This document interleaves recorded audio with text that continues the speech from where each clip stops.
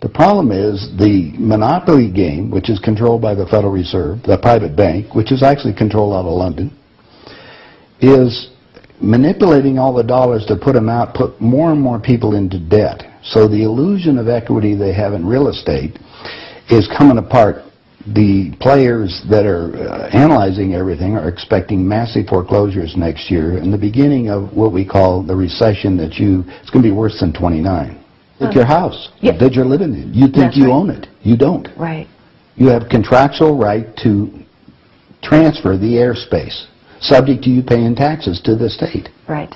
Or the Global 2000 discussions that we had. The real problem that they have, as Kissinger says, is there are just too many people on the planet. And 40% of the world, 2 billion of us, exist on less than $2 a day. The summary of the Global 2000 report I put up on my website, nohoax.com.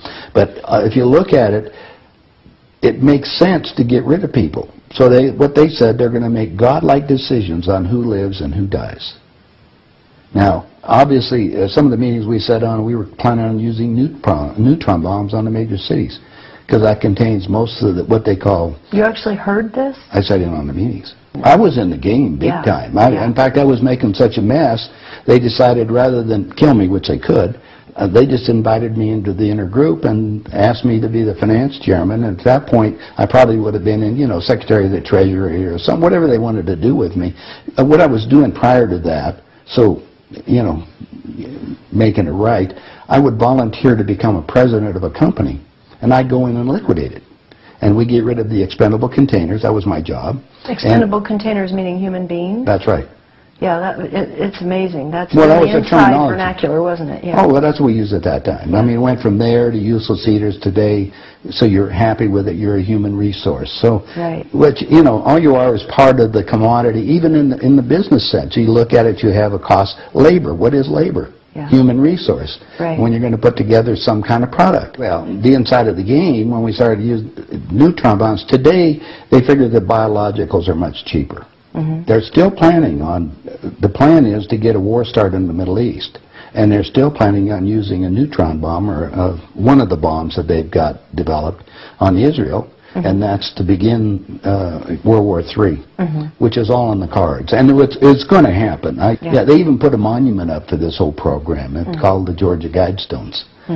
Outside of Atlanta, and they've got it all set down there. It's all in 8 languages.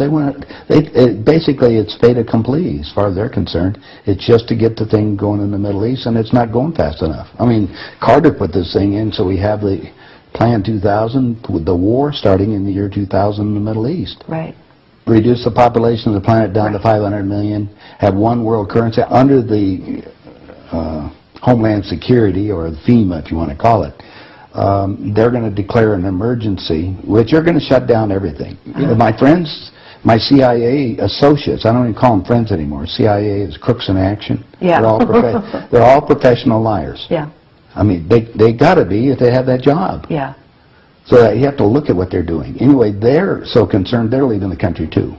Most of them are going to Latin America. Meanwhile, they're closing in every day right now, just closing in to make it so we're going to be set up in these enemy prisoner war camps.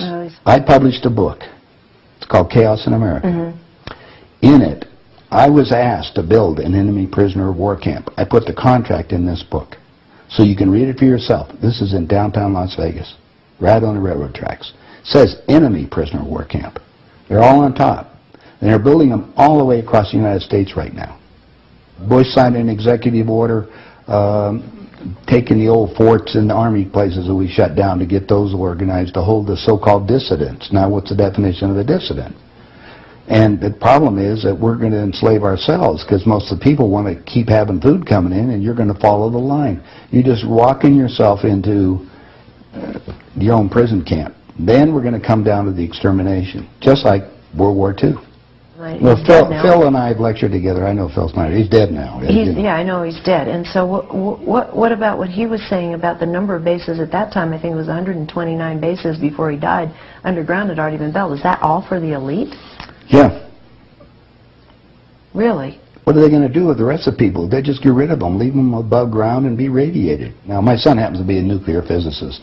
Spent the last 3.5 years in a secret city in Russia. They're about 12 years ahead of us. They have 22,000 nuclear warheads. And of course, we're the target.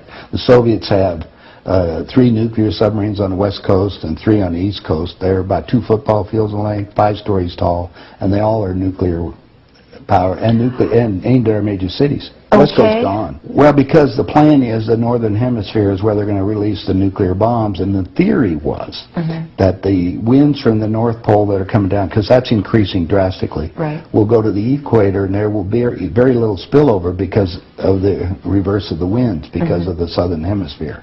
So therefore, the nuclear radiation here will be a lot more than the southern hemisphere. And this is a fait accompli, you believe? Oh, they think so. Oh, yeah, they think they've won. That's the reason why they don't bother about me talking about it. They don't care whether you know or not. What are you going to do about it? And you have no idea what China is until you go over there for yourself. With 1,300,000,000. You understand? Almost, well, a little over 4 times our population. Right. It's, I spent some time over there and I had some government friends. They think what they're going to do is let the West go have its fight. And then they want to clean up. They say it's been 5,000 years. We want to run the world when we get through. And what they're doing? Acquiring all the assets. They figure that Canada and the United States, the property there will, the food growing areas will be enough to take care of their people. And that's what they're looking at. Why are they? I mean, they bought so oil. the U.S. will become a resource. Yeah. Whatever's left of it. Whatever's left of it. Yeah. You seem to be in a unique position to be able to put a fair amount of this together, which is quite interesting. Well, I walked my talk. I played the game. You played the game. You know one level of it. And I know. I used to play around with the world leaders, so I know what they're planning on doing. What change of heart? What happened in you that made you decide to share this information that happens at the inside levels? Well, it come back to a moral situation that happened to me, I think. When I flew to Aspen. I brought my 2 daughters up there so they could go skiing. And when I was invited to this meeting. When I walked into the room, the world leaders were there. And that's when they asked me to be the finance chairman. As they said, we'd like you to be the finance chairman for the next president of the United States. And the first thing I asked is, why me? And they said, well, we owe you a favor. Remember I told you I volunteered to be president of the companies as I went down. And then you liquidate, yeah. I didn't charge them anything for it. It was just a game. I see. And anyway, that's what they said. So I thought you'd be good on the team, yeah. I'd be good. I'd be a team player. I just did it because it was, another one of these things. So next thing I asked them, I said, well, wait a minute. I just started this $100 million project. And they said, don't worry about it. We'll put it on ice. And I said, okay, who with? And I said, well, you can do that. Then I said the next thing was, who is going to be the next president? Now, this is 2 years before he became president. Right. They said Jimmy Carter, and I said, Jimmy who? And they said, well, he's the Democratic governor of Georgia. And I said, I've been voting Republican. And Paul Volcker said, son, don't worry about it. We control them both. Yeah. And I said, well, I got the next question is, what does a finance chairman do? Yeah. I haven't been doing that. I've been playing all this other stuff. They said, will you sit down with Ted? And so I sat over with Ted Kennedy. He's sitting right next to me. And Ted and I are, he's just joking. He says, George, you're going to love this job. You're really good with money. We're going to send you out to all the state Democratic functions to raise money for the National Democratic Party. And he said, you're going to meet some real foxy ladies. And just then, my daughter walked in. Ted looked at her and he says, wow, I want to go to bed with that. I says, no, you don't, Ted. That's my daughter, and she's 14. And his response to me was, I don't care. I was livid. I really didn't know what to do. So it was that moment Well, of wait a that minute. personal insult. That was part of it. Yeah. I got up and I walked across the room. Yeah. I then talked to Pierre Trudeau and his wife, who was the Prime Minister of Canada at that time. And I'm sitting in front of them was a little half cigar box full of white powder. And then I'm looking around the rest of the room. I said, my God, something hit me at that point. If the world leaders have to resort to this, I don't think I want to be part of this thing. I mean, even to the Pretty dark.